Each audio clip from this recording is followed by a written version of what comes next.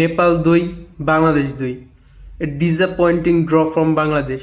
Last মিনিটে গোল খাওয়ার অভ্যাসটা বাংলাদেশের আর যাবে না।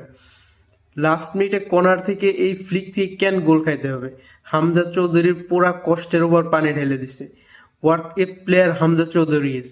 Right back, left back, defensive midfielder, centre back, right mid, left mid, striker, কি না হিসাবে খেলছে হামজা চৌধুরী। কিন্তু শেষে বাংলাদেশে এসে পুরা হামজা চৌধুরী করা কাজে পানি ফেলে দিছে। 5 ম্যাচ 4 গোল, একটা ওভারহেড কিক, একটা ফ্রি কিক, একটা পেনাল্টি, একটা normal goal.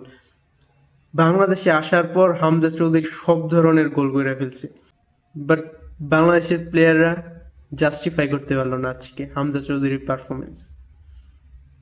That was disappointing from Bangladesh. কালকে ফুল ম্যাচের রিভিউ পাবেন এই চ্যানেলে। Subscribe and follow.